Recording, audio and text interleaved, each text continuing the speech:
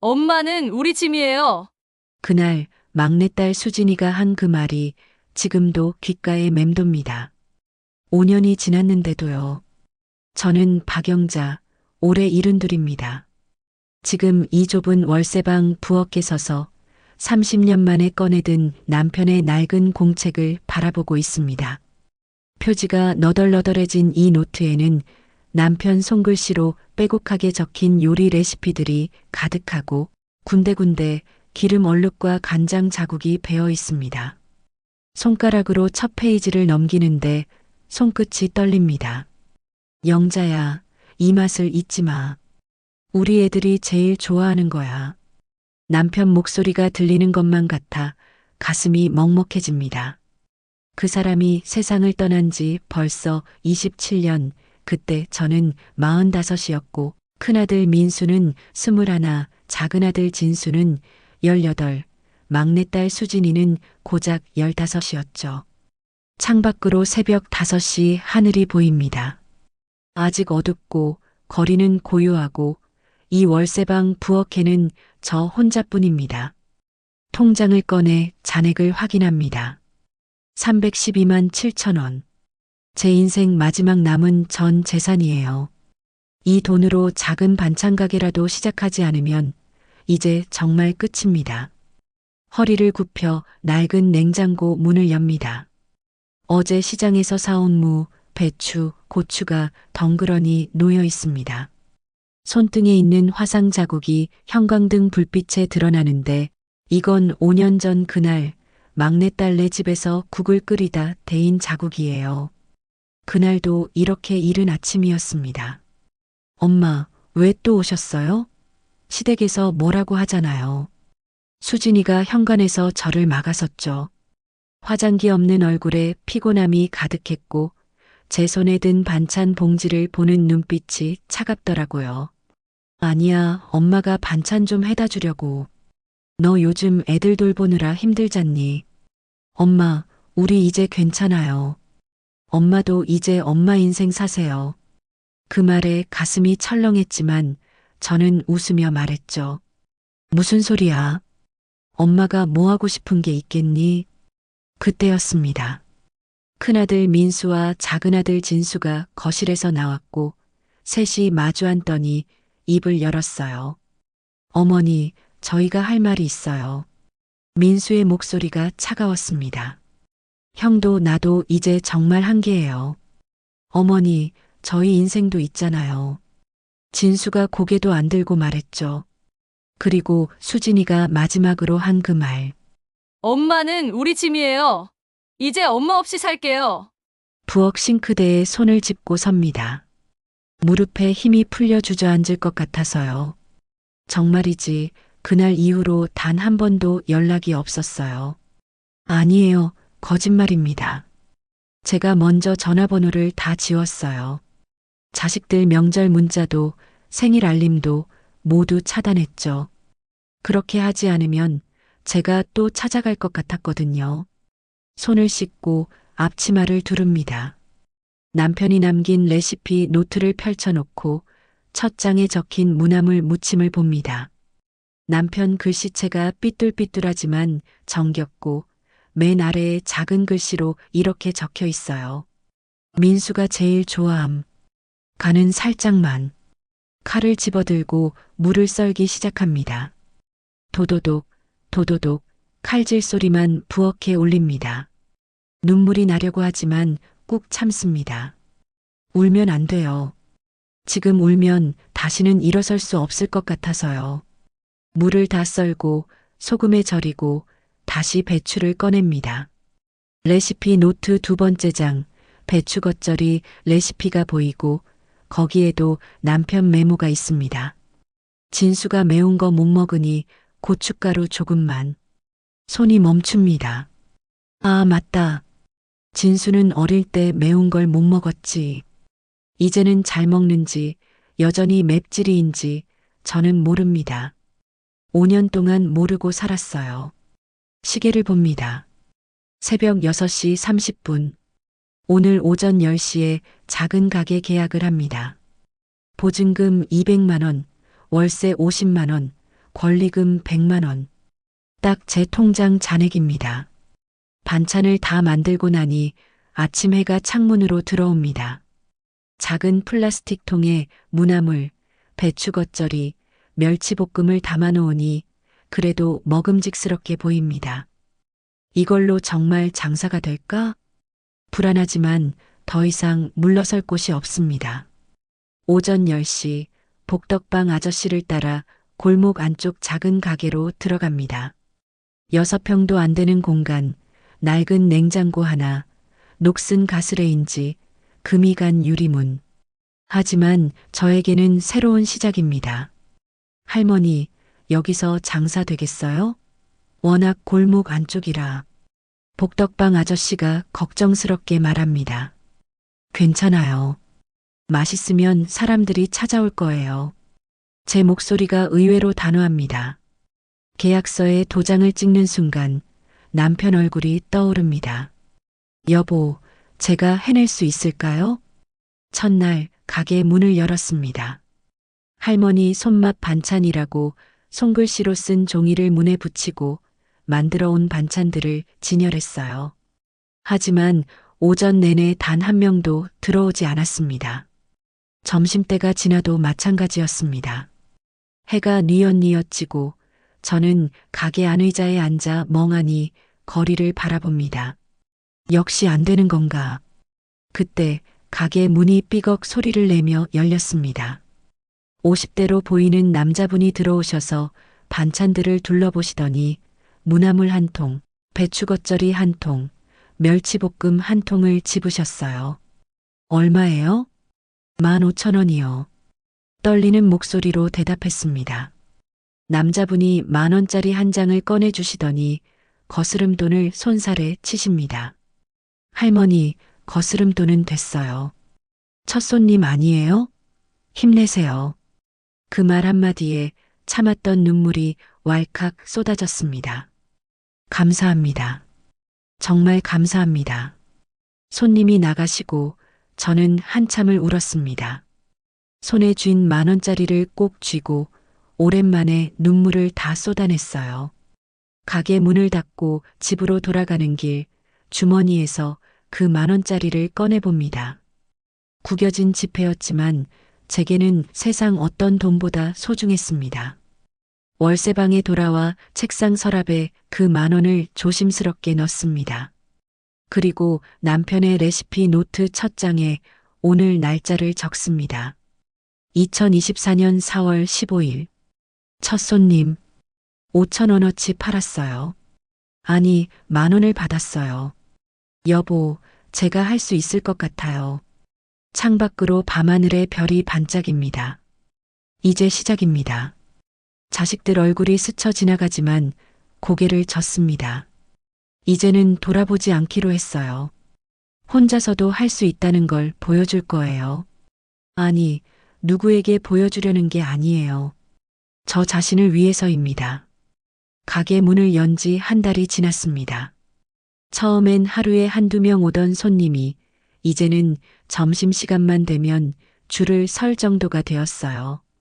믿기지 않았습니다. 제 손으로 만든 반찬을 이렇게 많은 사람들이 찾아주다니. 오늘도 새벽 4시에 일어나 시장에 다녀왔습니다. 무거운 장바구니를 들고 골목을 걸어오는데 허리는 아프지만 마음만은 가벼웠어요. 67살 할머니 한 분이 제 뒤를 따라오시더니 말을 걸으셨죠. 아니, 새댁. 이 이른 시간에 장 보러 가셨어요? 아, 네. 가게 준비하려고요. 가게요? 어떤 가게인데요? 골목 안에 작은 반찬 가게 하나 열었어요. 할머니 얼굴에 환한 미소가 번졌습니다. 아, 요즘 소문난 그 할머니 손맛 반찬집이 새댁 거였어요? 아이고, 우리 동네 맛집이라고 난리예요. 나도 오늘 꼭 가봐야겠네. 그 말에 얼굴이 화끈 달아올랐습니다. 부끄럽기도 하고 기쁘기도 하고. 가게로 돌아와 반찬 준비를 시작합니다.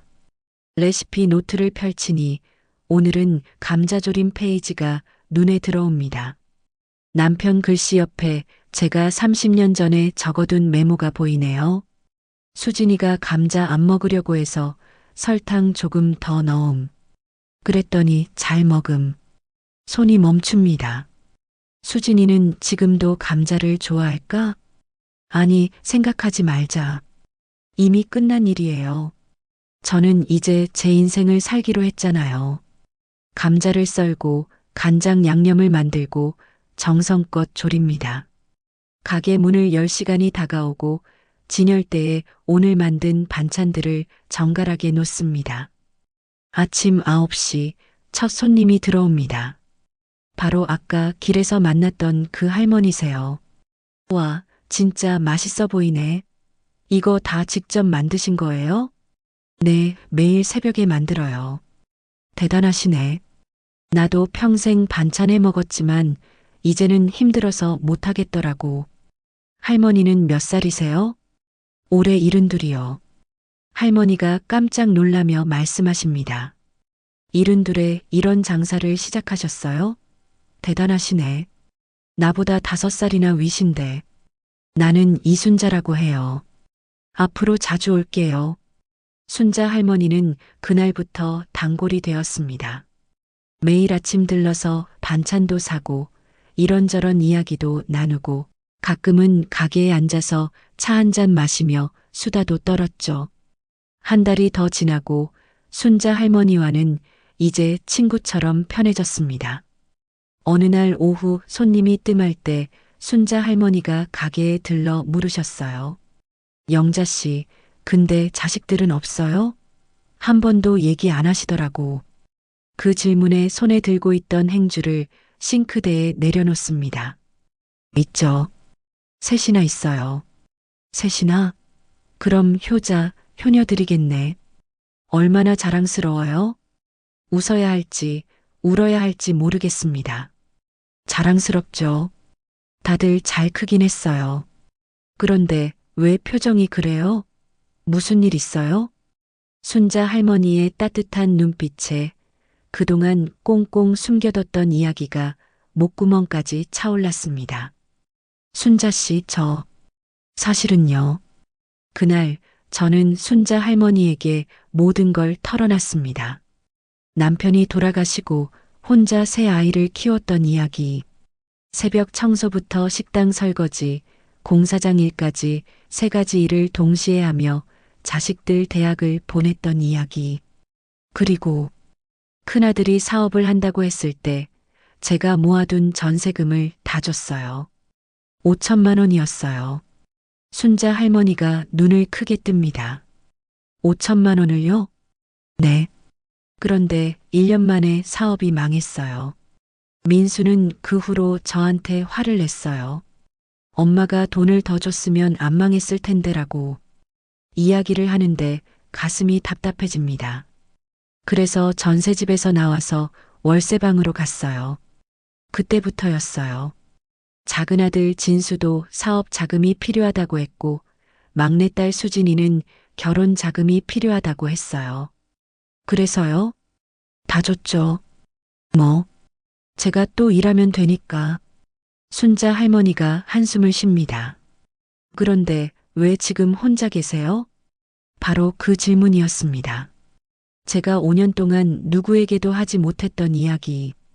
5년 전이었어요. 진수가 또 사업 자금이 필요하다고 전화했어요. 500만 원만 달라고. 그날이 선명하게 떠오릅니다. 겨울이었고 눈이 내리던 날이었어요.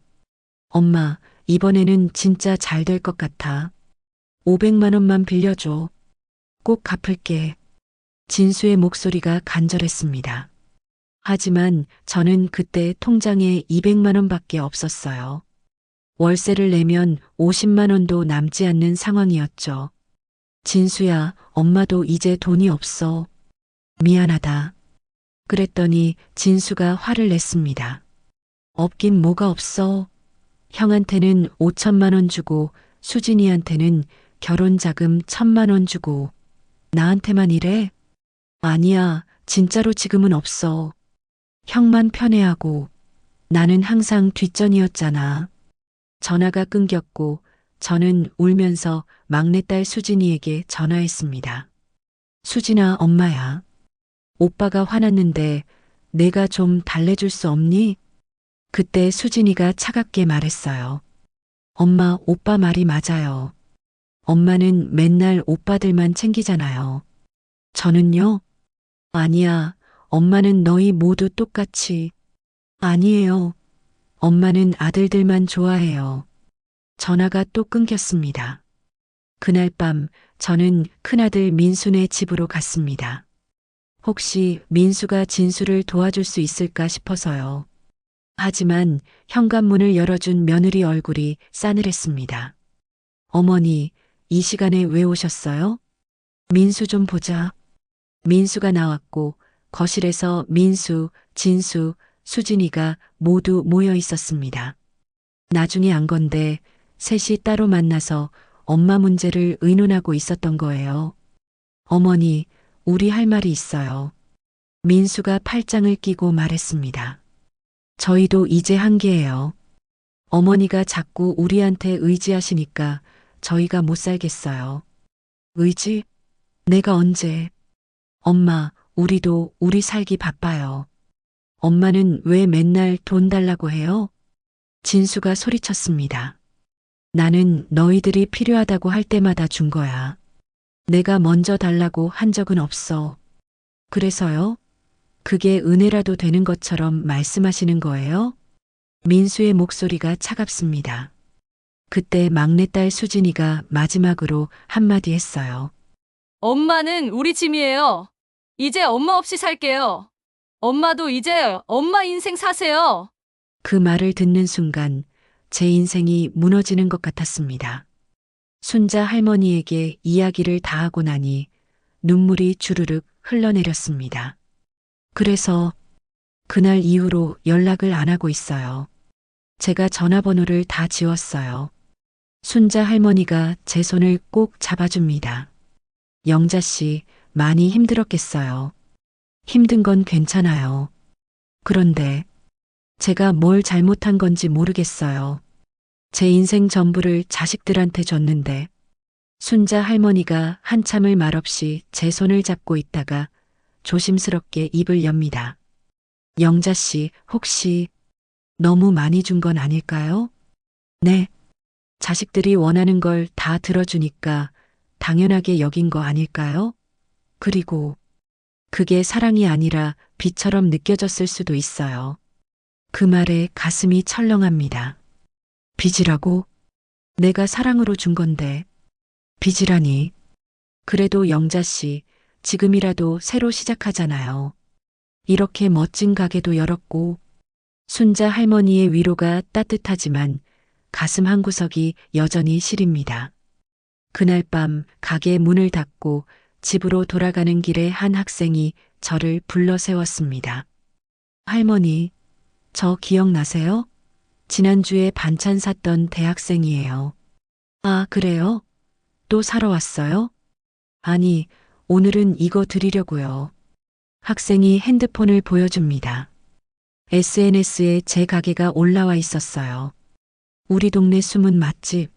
할머니가 정성껏 만드시는 반찬 최고예요. 사진도 예쁘게 찍혀 있고 댓글도 수십 개 달려 있습니다. 할머니, 여기 완전 유명해졌어요. 제 친구들도 다 가보고 싶대요. 기쁜 마음 반, 불안한 마음 반입니다. 유명해지면 혹시 자식들이 알게 되는 거 아닐까?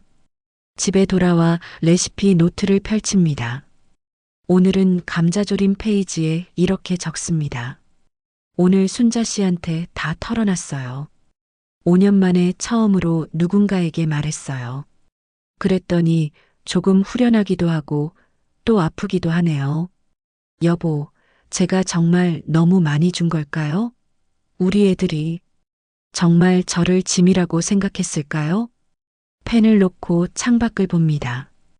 골목에 가로등 불빛이 외롭게 켜져 있습니다. 자식들아, 너희는 지금 잘 살고 있니? 그 생각이 들자마자 고개를 젓습니다. 아니야, 이제 그만 생각하자. 하지만 가슴 한구석이 여전히 아픕니다. 아무리 잊으려 해도 자식은 자식이니까요. 가게 문을 연 지 석 달째 통장 잔고가 처음으로 300만 원을 넘었습니다. 이 나이에 제 손으로 제가 번 돈이 이렇게 많이 모인 건 처음이에요. 평생을 자식들 뒷바라지에 쓰느라 제 돈이라고 할 만한 게 없었거든요. 오늘은 가게 문을 일찍 닫기로 했습니다. 순자 할머니가 같이 백화점에 가자고 했거든요. 영자 씨, 우리 오늘 제대로 된 밥 한번 먹어요. 내가 살게. 아니에요, 제가 살게요. 제가 요즘 장사가 잘 되잖아요. 백화점 식당가에 들어서니 눈이 휘둥그레집니다. 평생 이런 곳에 와본 적이 없어요. 자식들 밥 사주느라, 손주들 옷 사주느라 정작 제 입에는 편의점 김밥이나 삼각김밥이 전부였죠. 영자 씨, 여기 돈가스 맛있다던데. 먹어봐요. 돈가스요? 그게 비싸지 않아요? 에이, 요즘 영자 씨 가게 대박이잖아요. 이 정도는 괜찮아요. 메뉴판을 보니 돈가스 한 접시에 15,000원입니다. 손이 떨립니다. 이 돈이면 시장에서 고기를 사서 일주일은 먹을 수 있는데. 하지만 순자 할머니가 제 마음을 읽기라도 한 듯 말합니다. 영자 씨, 이제는 영자 씨가 영자 씨한테 돈 쓸 차례예요. 평생 남 주느라 고생했잖아요. 그 말에 가슴이 뭉클해집니다. 돈가스가 나왔습니다. 노릇하게 튀겨진 두툼한 고기, 아삭한 샐러드, 따뜻한 밥. 포크로 한 입 베어 무는데 눈물이 핑 돕니다. 맛있어요? 네. 정말 맛있어요. 아, 이렇게 맛있는 걸 나도 먹을 수 있구나. 식사를 마치고 1층으로 내려오는데 화장품 매장이 보입니다. 예쁜 크림들이 진열되어 있고 젊은 직원이 환하게 웃으며 다가옵니다. 어머님, 피부 관리 제품 찾으세요? 아, 아니에요. 그냥 구경. 영자 씨, 한번 발라봐요. 요즘 피부 거칠어 보이던데. 순자 할머니가 제 팔을 끌고 들어갑니다. 직원이 제 손등에 크림을 발라주는데 보들보들하고 좋은 향이 납니다. 이 제품은 5만 원이에요. 요즘 할머니분들께 인기 많으세요. 5만 원. 예전 같았으면 절대 살 수 없는 금액입니다. 하지만 지금은 하나 주세요. 제 입에서 그 말이 나온 게 신기합니다. 집으로 돌아오는 길 손에 든 백화점 쇼핑백을 내려다봅니다. 제 돈으로 제가 먹고 싶은 것 먹고 제가 쓰고 싶은 것 산 첫날이에요. 이런 게 행복이구나. 월세방에 들어와 화장대 앞에 앉습니다. 새로 산 크림을 꺼내 조심스럽게 얼굴에 바릅니다. 거울 속 제 얼굴이 보여요.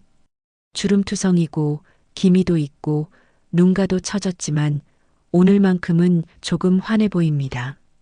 그런데 문득 달력이 눈에 들어왔습니다. 추석이 일주일 앞으로 다가왔더라고요. 명절. 가슴이 철렁 내려앉습니다. 예전 같았으면 벌써부터 준비하느라 정신없었을 거예요. 전 만들고 송편 빚고 갈비찜하고 잡채 만들고 자식들이 오면 맛있게 먹이려고 새벽부터 부엌에서 일하고 있었을 거예요. 하지만 올해는 아무도 오지 않습니다. 아니, 제가 부르지 않았죠. 추석 전날 순자 할머니가 가게에 들렀습니다. 영자 씨, 내일 추석인데 우리 집에서 같이 지내요. 우리 아들네 온다는데 같이 먹어요. 아니에요, 괜찮아요. 저는 가게 지킬게요. 가게는 무슨, 명절에도 가게 여는 사람 어디 있어요. 그래도 순자 씨 가족 시간인데 제가 끼면 안 되죠. 무슨 소리예요? 가족이에요, 가족. 영자 씨도 이제 우리 가족이나 마찬가지잖아요. 순자 할머니의 말에 울컥합니다. 하지만 고개를 저었어요. 순자 씨, 고마워요.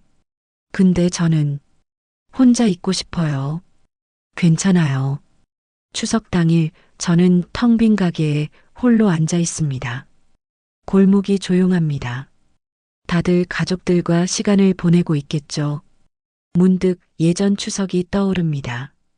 20년 전 아이들이 다 모였을 때 큰아들 민수는 막 결혼했고 작은아들 진수는 대학생이었고 막내딸 수진이는 고등학생이었어요. 엄마, 송편 완전 맛있어요. 수진이가 환하게 웃으며 말했죠. 어머니, 이 갈비찜 레시피 좀 알려주세요. 저도 배우고 싶어요. 며느리도 그때는 다정했었어요. 엄마 고생 많으셨어요. 우리 모두 잘 먹을게요. 민수가 제 어깨를 토닥여 주었죠. 그때는 행복했습니다. 힘들었지만 자식들 웃는 얼굴을 보면 모든 게 보상받는 기분이었어요. 그런데 언제부터였을까요? 그 웃음들이 의무가 되고 만남이 부담이 되고 결국은 서로에게 짐이 되어버린 게 레시피 노트를 꺼냅니다. 송편 만드는 법 페이지를 펼치는데 남편 글씨가 보입니다. 영자가 빚은 송편이 제일 맛있다. 아이들도 엄마 송편이 최고래. 손가락으로 그 글씨를 쓰다듬습니다. 여보, 우리 애들은 이제 제 송편 생각도 안 할 거예요. 눈물이 뚝 떨어져 노트에 얼룩을 만듭니다. 오후가 되자 핸드폰이 울렸습니다. 모르는 번호예요. 잠시 망설이다 받습니다. 여보세요? 엄마, 심장이 멈추는 것 같았습니다. 막내딸 수진이 목소리예요.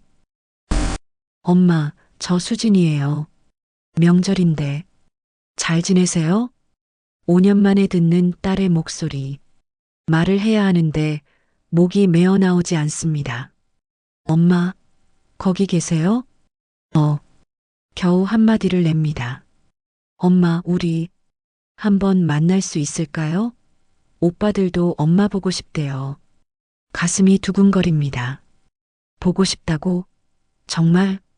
하지만 곧 정신이 들었습니다. 아니야. 또 똑같을 거야. 수진아. 네, 엄마. 엄마는 이제 괜찮아. 너희들도 너희 삶 잘 살아라. 엄마, 명절 잘 보내. 끊을게. 전화를 끊는 손이 떨립니다. 핸드폰을 꼭 쥐고 한참을 그대로 앉아 있었어요. 잘한 거 맞겠지? 해가 저물고 가게에 어둠이 내립니다. 불을 켜지 않고 그대로 앉아 창밖을 바라봅니다. 쓸쓸합니다. 외롭습니다. 그립습니다. 하지만 동시에 홀가분하기도 합니다. 더 이상 눈치 보지 않아도 되고 미안해하지 않아도 되고 더 주지 못해 자책하지 않아도 됩니다. 레시피 노트 마지막 페이지를 펼칩니다. 빈 페이지예요. 펜을 들고 천천히 적습니다. 여보, 오늘 수진이한테 전화 왔어요. 5년 만이에요. 보고 싶다고 했어요. 근데 저는 거절했어요. 제가 냉정한 걸까요? 아니면 이제 정말 놓아준 걸까요? 잘 모르겠어요. 근데 이상하게 마음이 한결 가벼워요. 여보, 이게 맞는 거죠? 펜을 놓고 눈을 감습니다. 창밖으로 보름달이 환하게 떠 있습니다. 혼자지만 괜찮습니다. 아니, 혼자여서 괜찮습니다. 이제야 제 인생을 사는 것 같아요. 추석이 지나고 일주일 뒤 순자 할머니가 평소보다 일찍 가게에 들어왔습니다. 손에는 신문 한 장을 들고 계셨어요. 영자 씨, 이거 봤어요? 지역 신문이었습니다. 거기에 제 가게 사진이 크게 실려 있더라고요. 72세 할머니의 기적 같은 도전, 할머니 손맛 반찬으로 제2의 인생. 기사를 읽는데 손이 떨렸습니다. 제 이야기가 이렇게 활자로 인쇄되어 있다니. 영자 씨, 이제 진짜 유명인사네요. 순자 할머니가 환하게 웃지만 저는 마음이 복잡합니다. 순자 씨, 이거 자식들이 보면 어떡하죠? 그게 뭐가 문제예요? 당당하게 살고 있는 거 보여주면 되죠. 아니에요. 제가 이렇게 잘 산다는 걸 알면 또 찾아올지도 몰라요. 그 말에 순자 할머니의 표정이 진지해졌습니다. 영자 씨, 나 할 말 있어요. 좀 따끔할 수도 있는데 들어줄 수 있어요? 네, 말씀하세요. 순자 할머니가 제 맞은편에 앉으며 천천히 입을 열었습니다. 영자 씨는 자식들한테 너무 많이 줬어요. 네, 사랑으로 준 거라고 했잖아요. 근데 생각해봐요. 자식들이 뭘 원할 때마다 다 들어주면 그게 당연해지는 거예요. 가슴이 뜁니다. 아이들은 스스로 일어서는 법을 배워야 해요. 넘어지고 다치고 그러면서 강해지는 거예요. 근데 영자 씨는 아이들이 넘어지기도 전에 미리 받쳐줬잖아요. 그럼 제가 잘못한 거예요? 자식 뒷바라지한 게 잘못이에요? 목소리가 떨립니다. 잘못이 아니에요. 하지만 자식들이 영자 씨한테 고마워할 기회를 빼앗은 거예요. 순자 할머니의 말이 가슴에 꽂힙니다. 고마워할 기회를요? 네. 영자 씨가 너무 쉽게 줘버리니까 아이들은 엄마한테 받는 게 당연해라고 생각한 거예요. 그리고 못 받으면 엄마가 날 사랑하지 않나 봐라고 서운해하는 거고 말문이 막힙니다. 그리고 영자 씨도 문제예요. 저요? 네. 영자 씨는 주면서도 행복하지 않았잖아요. 늘 더 줘야 할 것 같고 미안하고 자책했잖아요. 그게 자식들한테 느껴졌을 거예요. 그럼 제가 어떻게 해야 했나요? 눈물이 차올랐습니다. 때론 안 된다고 말했어야죠. 엄마도 힘들다. 엄마도 이제 못 해준다고요. 그래야 자식들이 엄마의 희생을 알아보는 거예요. 한참을 아무 말도 하지 못했습니다. 순자 할머니의 말이 하나하나 가슴에 새겨졌어요. 영자 씨, 우리 집 이야기 해줄까요? 순자 할머니가 차를 한 모금 마시며 말을 이어갔습니다. 나도 자식 셋 있어요. 근데 나는 영자 씨처럼 돈을 많이 못 줬어요. 우리 집이 더 가난했거든요. 큰아들이 대학 갈 때 등록금이 없었어요. 그래서 솔직하게 말했죠. 엄마가 돈이 없다. 미안하다고. 그래서요? 아들이 스스로 알아봤어요. 장학금 받고 아르바이트하고 휴학하면서 돈 모으고 그렇게 4년을 다녔어요. 순자 할머니의 눈가에 눈물이 맺혔습니다. 졸업할 때 아들이 그러더라고요. 엄마 고마워요. 엄마 덕분에 내가 강해졌어요 라고. 나는 아무것도 안 해줬는데 아들은 고맙다고 했어요. 저도 모르게 눈물이 흘러내렸습니다. 영자 씨, 이제라도 늦지 않았어요. 영자 씨가 당당하게 사는 모습을 보여주세요. 도와달라고 하지 말고 베풀어주려 하지도 말고 그냥 영자 씨로 살아가세요. 그날 순자 할머니와 이야기를 나눈 후 마음 한구석이 풀리는 것 같았습니다. 그래, 내가 너무 많이 줬구나. 그래서 애들이 당연하게 여긴 거구나. 며칠 후 낯선 남자가 가게에 찾아왔습니다. 정장을 입은 30대 남자였는데 명함을 꺼내 건넸어요. KBS 지역방송국 PD 이정훈입니다. 방송국이요? 네, 할머니 기사 봤어요. 너무 감동적이더라고요. 저희가 인생 2막이라는 프로그램을 하는데 할머니 이야기를 꼭 소개하고 싶어요. 가슴이 쿵쾅거렸습니다. 방송이요? 저를요? 네. 요즘 이런 스토리가 많은 분들께 힘을 드리거든요. 촬영 한번 해도 될까요? 순자 할머니가 옆에서 속삭였습니다. 영자 씨 해요. 이게 기회예요. 하지만 방송 나가면 자식들이 그게 뭐가 문제예요? 당당하게 사는 모습 보여주라니까요. 결국 촬영을 하기로 했습니다. 촬영 날 PD님과 작가님이 오셨고 카메라가 돌아갔습니다. 할머니, 이 나이에 가게를 시작하신 특별한 계기가 있으신가요? 마이크를 든 PD님이 물었습니다. 잠시 망설였지만 솔직하게 대답했습니다. 혼자 살게 됐어요. 그래서 제 힘으로 살아보고 싶었어요. 가족분들은 어떻게 생각하세요? 그 질문에 가슴이 아팠지만 씩 웃었습니다. 가족들은 각자의 삶을 살고 있어요. 저도 이제 제 삶을 사는 거죠. 촬영이 끝나고 PD님이 말했습니다. 할머니, 정말 멋지세요. 이 방송 나가면 엄청 반응 좋을 거예요. 그날 밤 집에 돌아와 거울을 봤습니다. 주름진 얼굴이지만 예전보다 환해 보였어요. 눈빛도 살아있고, 나도 이렇게 당당해질 수 있구나. 레시피 노트를 펼쳐 오늘 일을 적습니다. 여보, 오늘 방송 촬영했어요. 순자 씨가 저한테 해준 말이 계속 맴돌아요. 제가 너무 많이 줘서 애들이 당연하게 여긴 거라고. 이제라도 제 삶을 살라고. 맞는 말 같아요. 근데 여전히 무서워요. 방송 나가면 애들이 볼 텐데. 그럼 어떻게 되는 걸까요? 펜을 놓고 한숨을 쉽니다. 방송은 2주 후에 나간다고 했습니다. 2주. 그 사이에 제 인생이 또 어떻게 바뀔지 저는 알 수 없었습니다. 방송이 나간 날 밤 제 핸드폰이 쉴 새 없이 울렸습니다. 순자 할머니, 단골 손님들, 심지어 몇십 년 만에 연락하는 옛 친구들까지. 영자야, 방송 봤어. 너 정말 대단하더라. 할머니, 저 이웃집 사는 사람인데요.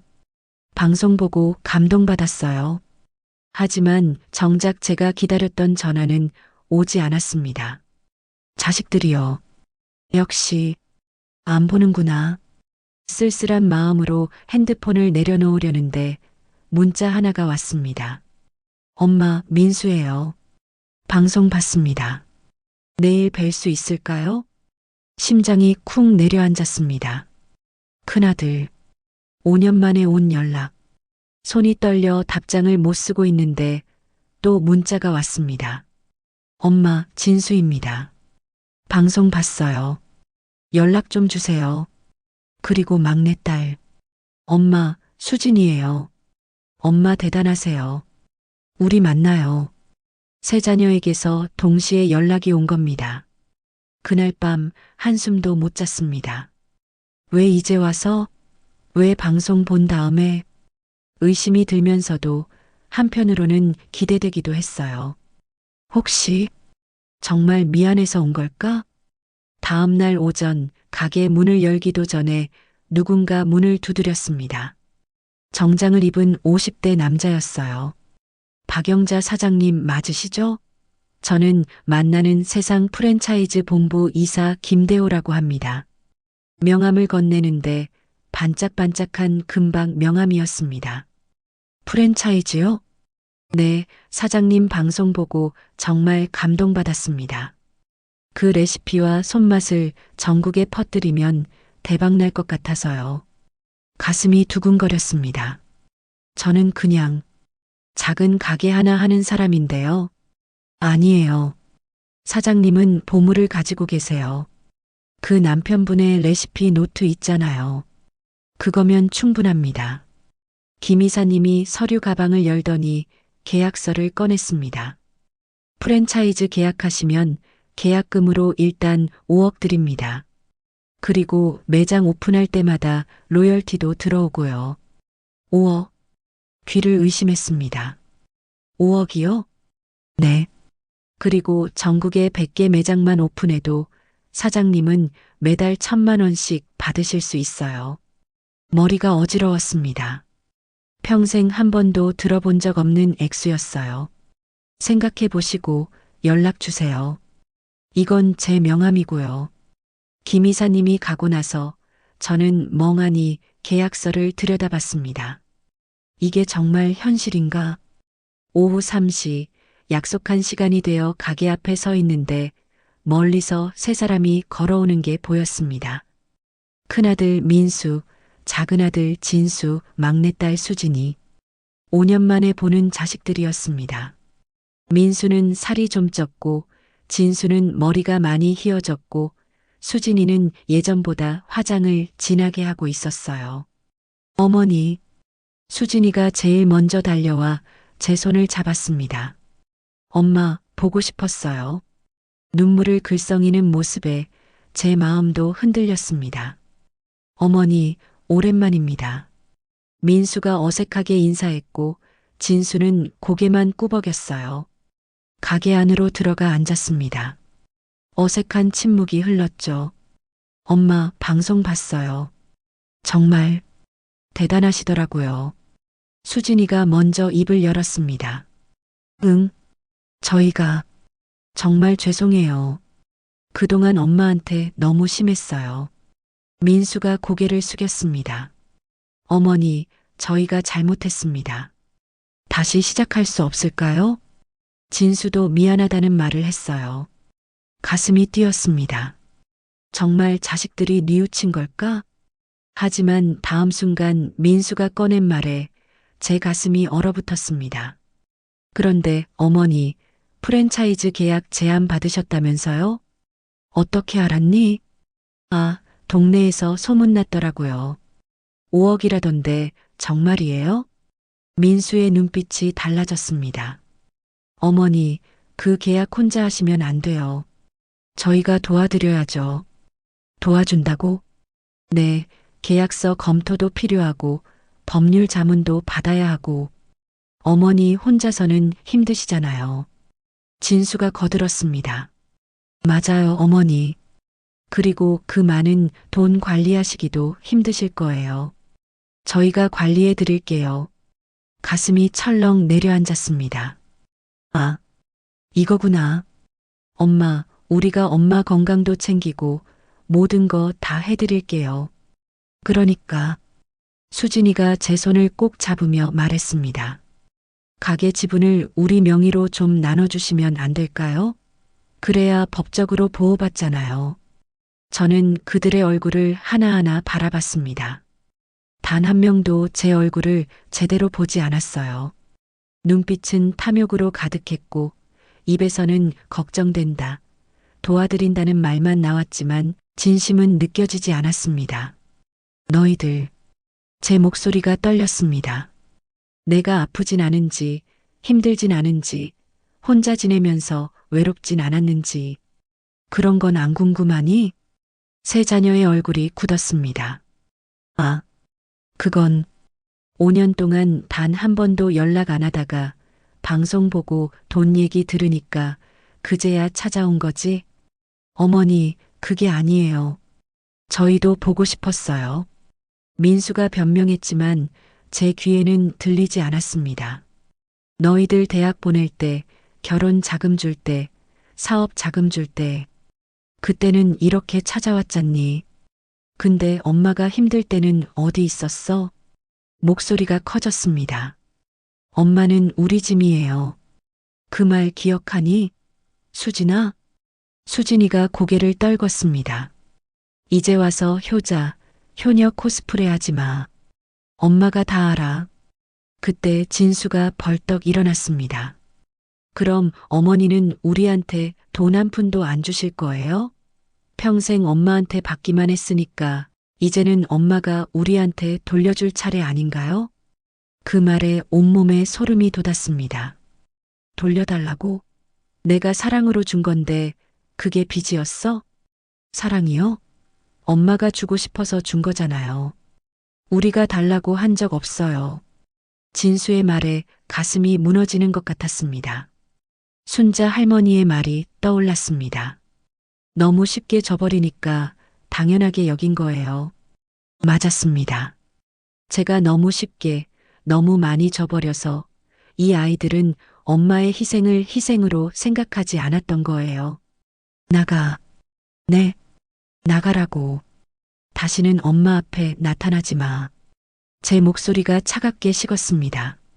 어머니, 엄마, 나가. 소리를 지르니 세 자녀가 놀라 뒤로 물러섰습니다.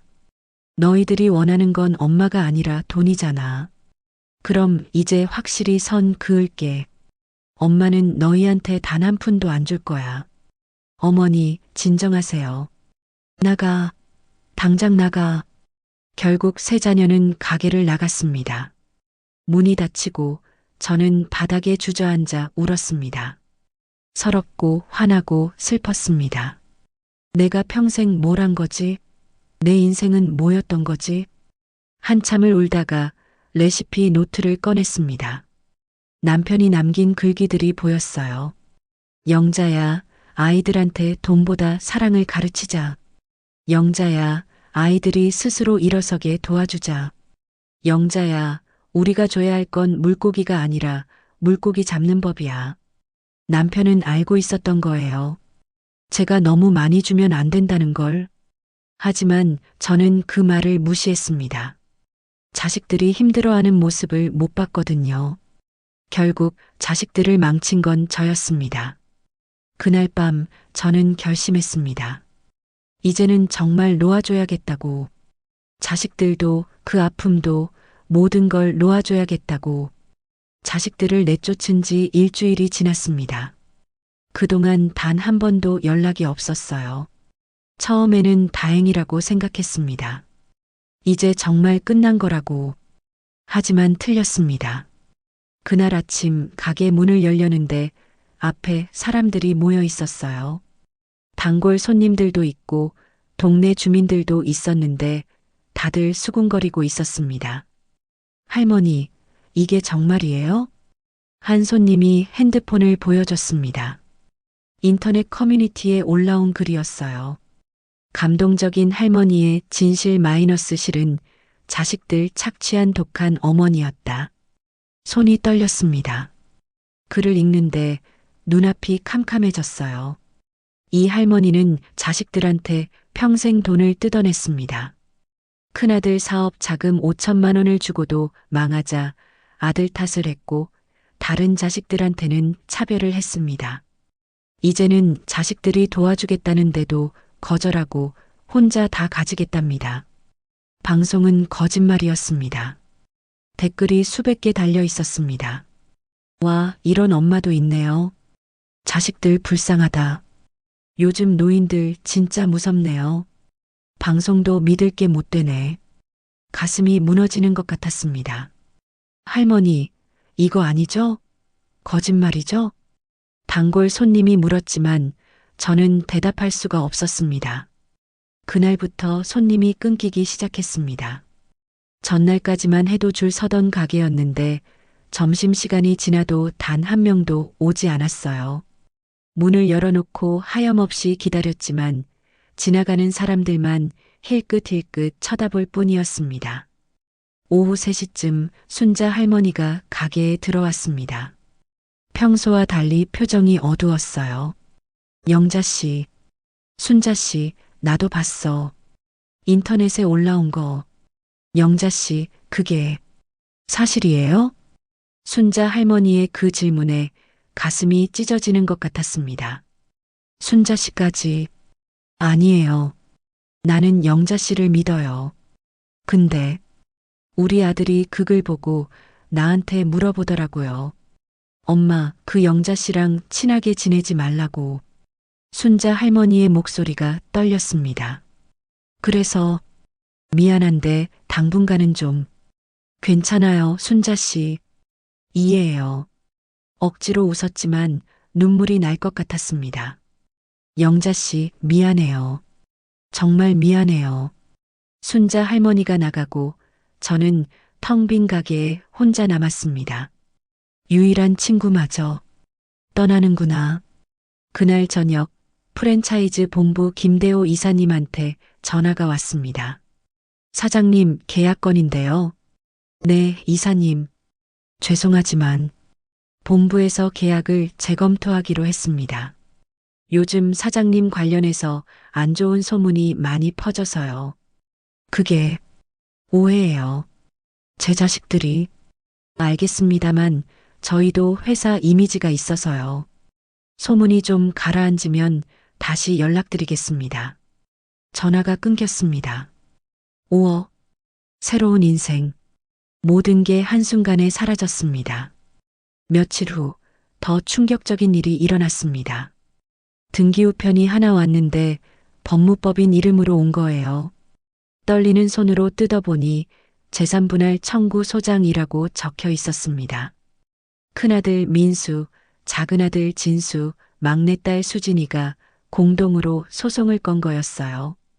원고들은 피고 박영자가 사망한 남편으로부터 받은 유산과 평생, 원고들의 지원으로 모은 재산에 대한 정당한 권리를 주장합니다.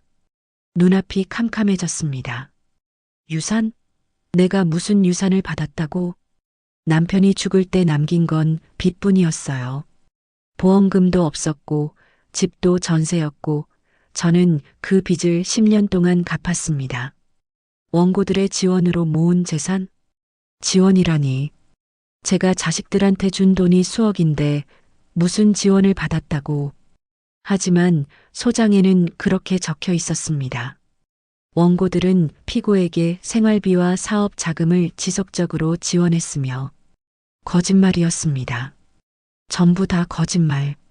그날 밤 저는 처음으로 모든 걸 포기하고 싶었습니다. 왜 나한테 이러는 거야? 내가 뭘 잘못했어? 레시피 노트를 꺼내려다가 그냥 책상 서랍을 닫아버렸습니다. 남편한테도 하고 싶은 말이 없었어요. 다음 날 가게 문을 열지 않았습니다. 그 다음 날도, 그 다음 날도 일주일 동안 방 안에만 틀어박혀 있었어요. 아무것도 먹지 않고 그냥 누워만 있었습니다. 핸드폰도 꺼버렸습니다. 이제 정말 끝이구나. 방에 먼지가 쌓이고 냉장고는 텅 비었고 통장에 남은 돈도 점점 줄어들고 있었습니다. 어느 날 밤 문 두드리는 소리가 들렸습니다. 무시하고 누워 있었는데 계속 두드렸어요. 영자 씨, 거기 있는 거 알아요. 문 열어요. 순자 할머니 목소리였습니다. 영자 씨, 이러지 말고 문 열어요. 나 여기서 안 갈 거예요. 한참을 버티다가 결국 문을 열었습니다. 순자 할머니가 화난 얼굴로 안으로 들어왔어요. 이게 뭐예요? 밥은 먹었어요? 이게 무슨 꼴이에요? 순자 씨, 가요.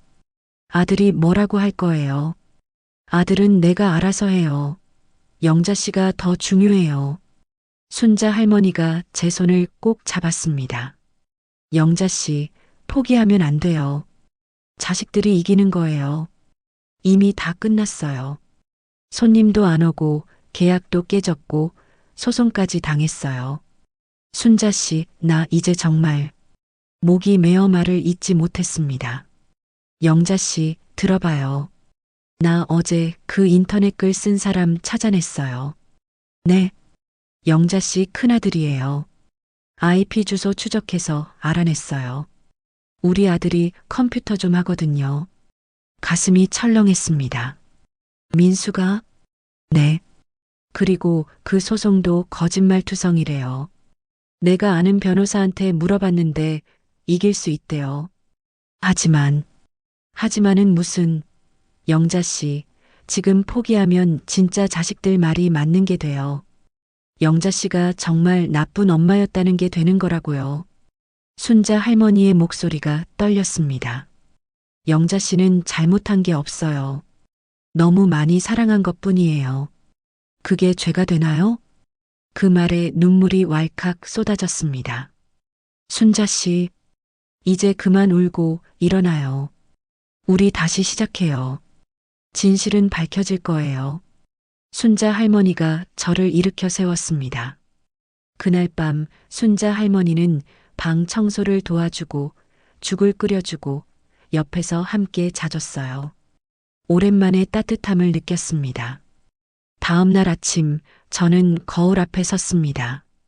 초췌한 얼굴이었지만 눈빛만은 다시 살아나고 있었어요. 그래, 포기하면 안 돼. 내가 지금까지 뭘 위해 살아왔는데.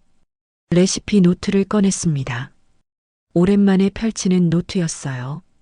남편 글씨가 보였습니다. 영자야, 힘들 때 이 페이지를 봐. 우리가 함께한 시간들을 기억해. 그게 진짜야. 남편이 죽기 직전에 쓴 글이었습니다. 손가락으로 그 글씨를 쓰다듬으며 저는 다짐했습니다. 여보, 나 다시 일어설게요. 이번에는 제대로 당당하게. 가게 문을 다시 열기로 했습니다. 손님이 오든 안 오든 소문이 어떻든 저는 제 길을 갈 거예요. 자식들과의 싸움도 피하지 않을 겁니다. 이제는 정말 제 자신을 위해서. 가게 문을 다시 연 지 일주일째 되는 날, 세 자녀에게서 동시에 문자가 왔습니다. 내일 가게로 갑니다. 꼭 만나야 할 일이 있습니다. 순자 할머니가 제 옆에서 걱정스럽게 물었어요. 영자 씨, 혼자 만나지 말고 내가 같이 있을까요? 아니에요, 순자 씨. 이건 제가 해결해야 할 일이에요. 하지만 괜찮아요. 이제 저도 준비됐어요. 그날 밤 저는 레시피 노트를 처음부터 끝까지 다시 읽었습니다. 남편이 적어 놓은 하나하나의 레시피들, 그 옆에 제가 적어둔 메모들, 자식들이 좋아하던 음식들, 가족이 함께했던 순간들. 그러다 마지막 페이지에 도달했습니다. 평소에는 거기까지 넘기지 않았어요. 너무 아파서요. 하지만 오늘은 달랐습니다. 펼쳐야 할 때가 온 것 같았어요. 마지막 페이지에는 남편이 병원 침대에서 떨리는 손으로 쓴 글이 있었습니다. 영자야, 이 글을 읽을 때쯤이면 나는 없겠지. 미안해. 영자야, 우리 평생 열심히 살았지? 아이들 위해서 너무 많은 걸 희생했어. 근데 내가 한 가지 후회하는 게 있어. 우리가 아이들한테 돈은 많이 줬는데 정작 중요한 걸 안 가르쳤어. 사랑은 주는 게 아니라 함께 나누는 거라는 걸. 희생은 강요하는 게 아니라 마음에서 우러나오는 거라는 걸. 영자야, 아이들이 너한테 못되게 굴면 용서해. 우리가 그렇게 키웠으니까. 하지만 영자야, 너만큼은 행복했으면 좋겠어. 너무 많이 주지 마. 내 것도 좀 남겨둬. 사랑해, 영자야. 우리 다음 생에 만나자. 글을 읽는데 눈물이 멈추지 않았습니다. 여보, 당신은 이미 알고 있었구나. 다음 날 오후 2시 약속 시간이 되었습니다. 가게 문이 열리고 세 자녀가 들어왔습니다. 이번에는 각자 변호사를 한 명씩 대동하고 왔더라고요. 어머니, 오늘은 법적으로 정리하러 왔습니다. 민수가 서류 가방을 테이블에 올려놓으며 말했습니다. 어머니가 합의하시면 소송 취하하겠습니다. 대신 가게 지분 50%와 프랜차이즈 계약금의 30%를 저희한테 주시면 됩니다. 차가운 목소리였습니다. 엄마를 보는 게 아니라 거래 상대를 보는 눈빛이었어요. 엄마, 우리도 이러고 싶지 않아요. 근데 법적으로 우리도 권리가 있어요. 수진이가 덧붙였습니다. 저는 세 자녀의 얼굴을 하나하나 바라봤습니다. 민수의 굳은 표정, 진수의 회피하는 시선, 수진이의 어색한 미소. 이 아이들이 정말 내가 키운 아이들이 맞나? 그때 가게 문이 다시 열렸습니다. 순자 할머니였습니다. 그리고 그 뒤에 단골 손님들 여럿이 함께 들어왔어요. 영자 씨, 우리도 함께 있을게요. 할머니, 저희가 증인입니다. 할머니가 얼마나 열심히 사셨는지 다 봤어요. 우리가 진실을 알고 있어요. 자식들의 얼굴이 굳었습니다. 여기, 무슨 일이에요? 가족 문제인데. 민수가 당황하며 말했습니다. 저는 천천히 일어나서 레시피 노트를 테이블 위에 올려놓았습니다. 너희들, 이거 기억하니? 세 자녀가 노트를 쳐다봤습니다. 그건 아빠가 쓰시던 요리책. 수진이가 작게 말했습니다. 맞아. 너희 아버지가 남긴 유일한 유산이야. 저는 노트를 펼치기 시작했습니다. 첫 페이지, 무나물 무침. 너희 아버지가 여기에 뭐라고 적어놨는지 아니? 민수가 고개를 숙였습니다. 민수가 제일 좋아함. 가는 살짝만. 민수야, 너 초등학교 때 문화물 너무 좋아해서 도시락에 꼭 싸달라고 했었지. 엄마가 매일 새벽 4시에 일어나서 만들어줬어. 두 번째 페이지. 배추 겉절이. 진수가 매운 거 못 먹으니 고춧가루 조금만. 진수야, 너 고등학생 때까지 매운 거 못 먹어서 엄마가 너만 따로 만들어줬던 거 기억나니? 진수가 눈을 붉혔습니다. 세 번째 페이지. 감자조림. 여기 내가 적어놓은 메모가 있어. 수진이가 감자 안 먹으려고 해서 설탕 조금 더 넣음. 그랬더니 잘 먹음. 수진아, 엄마가 내가 좋아하는 맛으로 바꿔줬던 거 기억나니? 수진이가 눈물을 글썽였습니다. 저는 노트를 넘기고 또 넘겼습니다. 한 페이지 한 페이지마다 자식들을 향한 사랑이 적혀 있었어요. 이 노트 전체가 너희들 이야기야. 너희가 아팠을 때, 너희가 좋아하던 것들, 너희가 행복했던 순간들. 목소리가 떨렸지만 계속 말을 이어갔습니다. 너희 아버지가 돌아가시고 엄마는 이 노트를 보면서 반찬을 만들었어. 새벽 청소하고 오면 4시, 시장 가서 장 보고 오면 5시, 6시부터 너희 도시락 싸기 시작했지. 엄마, 말 끊지 마. 아직 안 끝났어. 저는 마지막 페이지를 펼쳤습니다. 이게 너희 아버지가 죽기 직전에 쓴 마지막 글이야. 세 자녀가 숨을 죽이고 노트를 바라봤습니다. 읽어볼래? 아무도 대답하지 않았습니다. 저는 떨리는 목소리로 읽기 시작했어요. 영자야, 아이들한테 돈은 많이 줬는데 정작 중요한 걸 안 가르쳤어. 사랑은 주는 게 아니라 함께 나누는 거라는 걸. 민수의 어깨가 떨리기 시작했습니다. 영자야, 아이들이 너한테 못되게 굴면 용서해. 우리가 그렇게 키웠으니까. 진수가 고개를 들지 못했습니다. 너무 많이 주지 마. 내 것도 좀 남겨둬. 사랑해, 영자야. 수진이가 흐느끼기 시작했습니다. 저는 노트를 덮고 세 자녀를 바라봤습니다. 엄마가 가진 건 이 식당이 아니야. 이 돈도 아니야. 가슴이 터질 것 같았지만 끝까지 말했습니다.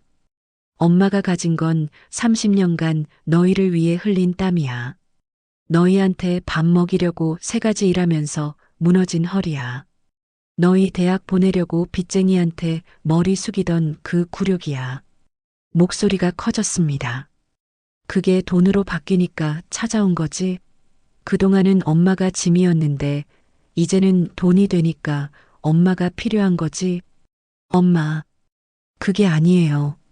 아니긴 뭐가 아니야. 5년 동안 단 한 번도 연락 안 하다가 방송 보고 돈 얘기 들으니까 그제야 나타났잖아. 가게 안이 정적에 휩싸였습니다. 민수야, 내가 인터넷에 올린 그 글, 엄마 다 알아.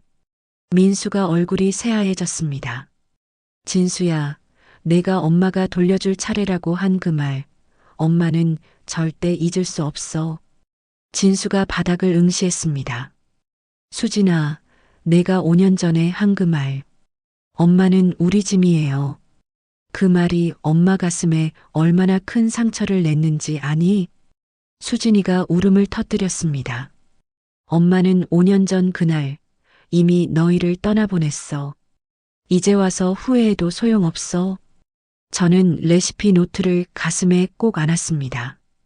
이 노트는 엄마가 가질 거야. 너희 아버지가 엄마한테 남긴 거니까. 그리고 이 가게도 엄마 거야. 엄마가 혼자 읽어낸 거니까. 세 자녀가 모두 울고 있었습니다. 하지만 저는 더 이상 흔들리지 않았습니다. 소송? 하고 싶으면 해. 엄마는 끝까지 싸울 거야. 진실은 엄마 편이니까. 저는 그들에게 등을 돌렸습니다. 이제 나가. 다시는 엄마 앞에 나타나지 마. 엄마 미안해요. 정말 미안해요. 수진이가 바닥에 주저앉아 울었습니다. 엄마, 저희가 잘못했어요. 용서해 주세요. 민수와 진수도 눈물을 흘렸습니다. 하지만 저는 돌아보지 않았습니다. 이미 늦었어. 너희들은 이미 엄마를 죽였어. 순자 할머니가 제 손을 꼭 잡아줬습니다. 세 자녀와 변호사들이 가게를 나갔습니다. 문이 닫히고 저는 그제야 무너졌습니다. 순자 할머니 품에 안겨 한참을 울었어요. 아팠습니다. 너무 아팠습니다. 하지만 동시에 홀가분하기도 했습니다. 이제 정말 모든 게 끝난 것 같았어요. 그날 이후로 일주일 동안 세 자녀가 번갈아가며 가게 앞에 나타났습니다. 문은 열지 않았지만 창문 너머로 보였어요. 민수는 첫날 3시간을 서 있다가 돌아갔습니다. 진수는 둘째 날 문 앞에 편지를 두고 갔고요. 수진이는 셋째 날 가게 문 앞에서 한참을 울다가 갔습니다.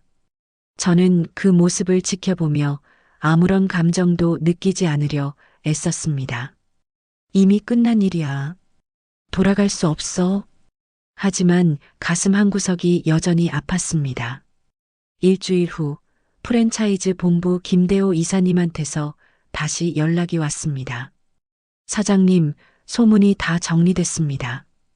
진실이 밝혀졌고 오히려 사장님한테 더 많은 관심이 쏠리고 있어요. 계약 다시 진행하실 의향 있으십니까? 이사님, 감사합니다만 잠시 망설였습니다. 5억, 전국 100개 매장, 매달 1,000만 원. 평생 한 번도 꿈꿔보지 못한 삶이었습니다. 하지만 이상하게도 마음이 끌리지 않았어요. 죄송합니다. 저는 이 작은 가게 그대로 하려고요.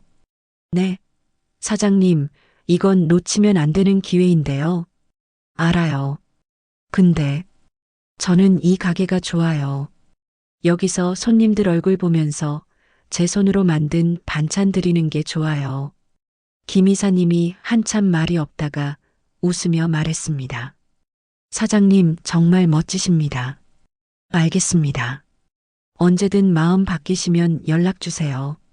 전화를 끊고 저는 가게를 둘러봤습니다. 6평도 안 되는 작은 공간, 낡은 냉장고, 녹슨 가스레인지. 하지만 이곳이 제 집이었습니다. 며칠 후 순자 할머니가 특별한 걸 들고 왔습니다. 영자 씨, 이거 봐요. 액자였습니다. 그 안에는 10,000원짜리 한 장이 들어 있었어요. 이거 첫 손님이 주고 간 그 돈 아니에요? 맞아요. 내가 액자에 넣어왔어요. 이게 영자 씨 새 인생의 시작이잖아요. 눈시울이 뜨거워졌습니다. 순자 씨, 고마워요. 뭐려? 우리 이제 가족이잖아요. 가족. 그 말이 가슴에 와닿았습니다.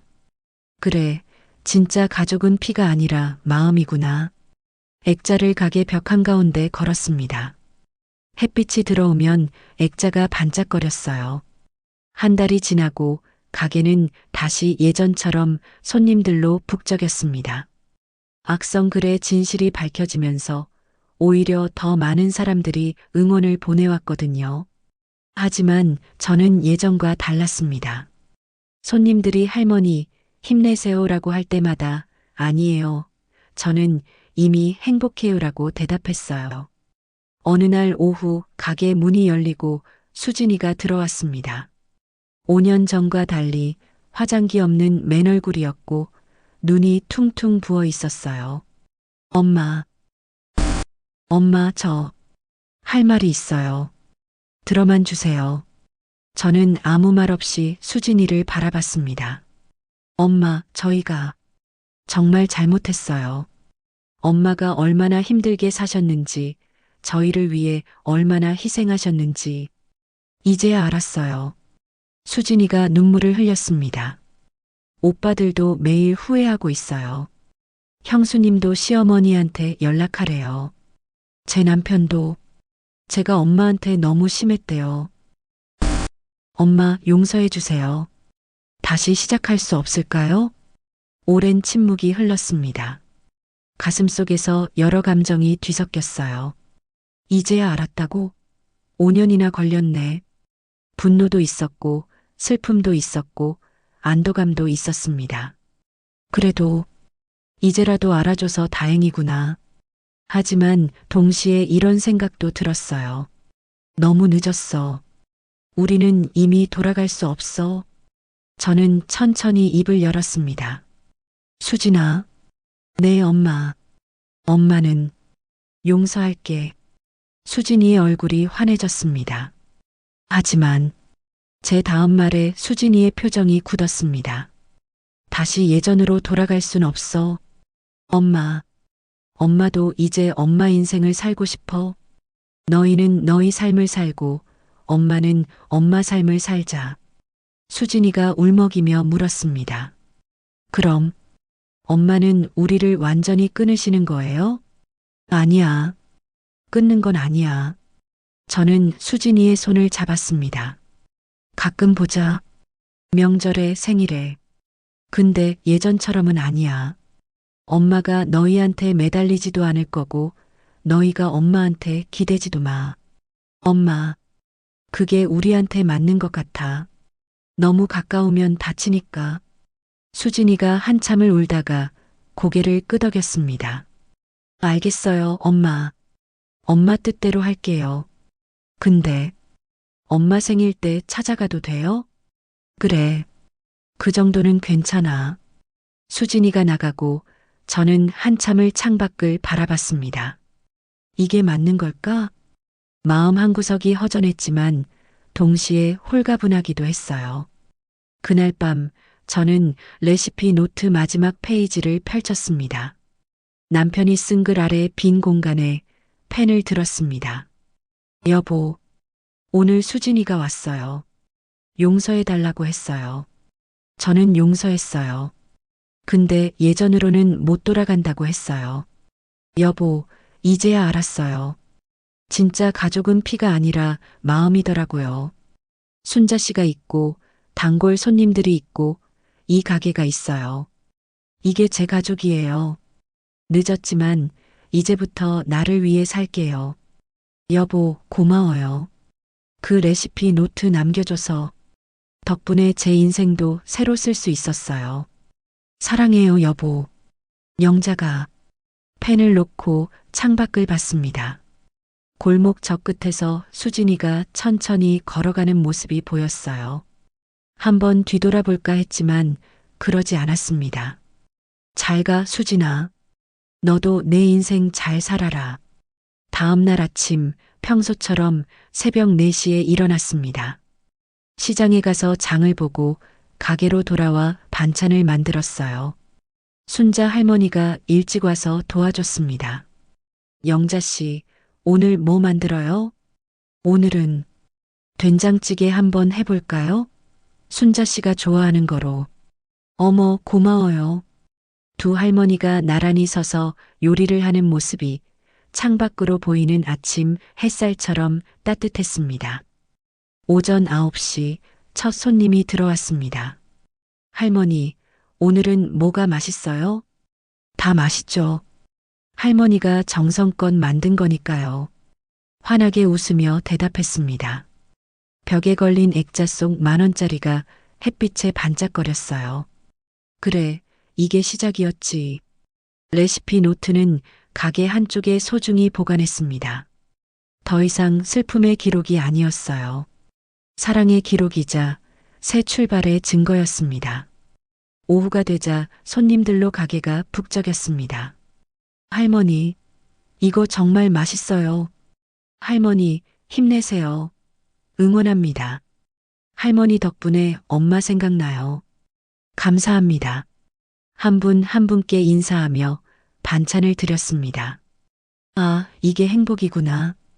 72의 나이에 저는 처음으로 알았습니다. 행복은 누군가를 위해 희생하는 게 아니라 나를 위해 사는 거라는 걸. 가족은 피가 아니라 마음으로 만들어지는 거라는 걸. 그리고 늦었다고 생각할 때가 가장 빠른 때라는 걸.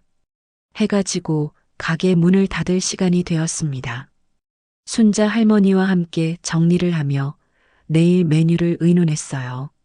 영자 씨, 내일은 내가 좀 일찍 올게요. 우리 김치도 담가야 할 것 같아요. 그래요, 순자 씨.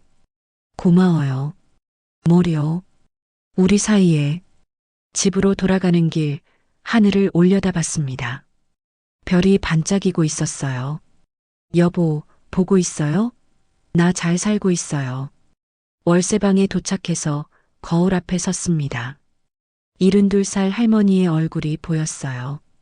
주름이 깊고 머리는 새하얗고 손등에는 화상 자국이 있지만 그 얼굴이 예전보다 훨씬 환해 보였습니다.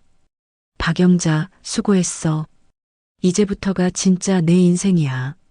거울 속 제 자신에게 처음으로 그렇게 말했습니다. 그리고 씩 웃었어요. 쓸쓸하기도 하고 아프기도 하지만 그래도 괜찮았습니다. 혼자서도 충분했으니까요. 여러분, 저는 이제야 알았습니다.